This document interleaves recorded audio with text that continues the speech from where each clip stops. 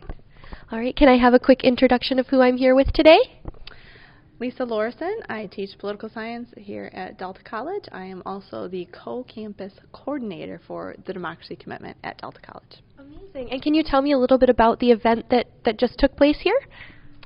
This event was all about students getting their issues on the agenda. You know, I've been teaching political science here at Delta for 18 years.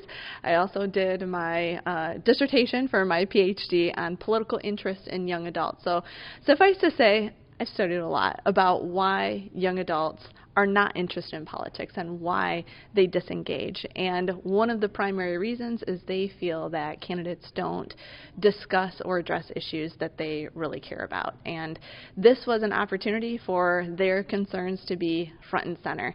I also think it's a unique opportunity for the candidates and current officials to hear what's on the students' minds in sort of a non-pressure situation. You know, they get to mingle at their awareness displays and learn about what the students are thinking and what's on their minds, you know, before getting up front and answering questions. So I hope that the decision makers that participated today really felt like it was a win-win, right? That the students feel empowered and also that the decision makers really felt like they got a chance to get a handle on what this important constituency group thinks. Yeah. How do you feel this event kind of helped to showcase your students here? Do you feel like they were really involved in their topics? Absolutely. You know, we go through a processing class where students think about their interests and values and how it connects them to the public realm. And of course, the public realm being the common world that we all share, you know, where political decision making can shape that world.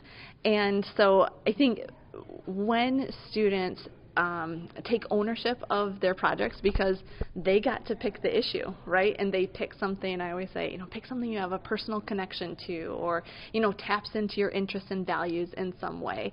It's something that, you know, they care about, and so, you know, they're intrinsically motivated to do something about it, to address it, and to have the ear of a state senator or a U.S. House candidate or even local officials in their community.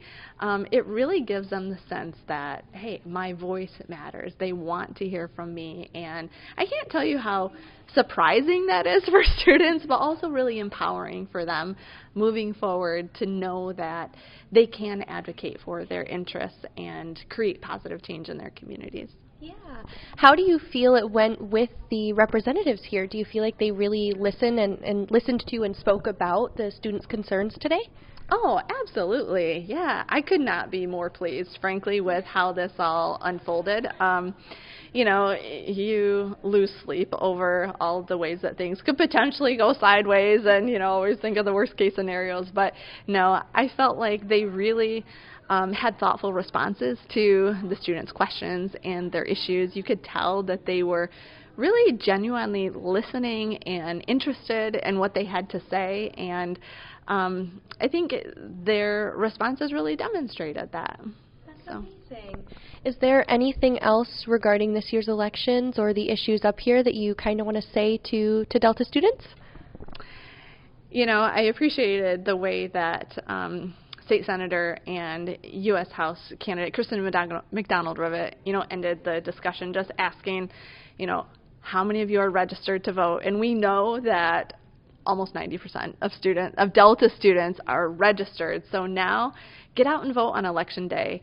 You know, I know that there's a tendency to stay at home if, you know, neither of the two candidates appeal to your interest or, you know, tap into your values. But first of all, there's more than two, and there's more than one office, and there's more than even just candidates on the ballot, right? And you may have some local millages, you may have some other ballot questions depending on where you live. But I always tell students that even if you show up and vote for Mickey Mouse, right?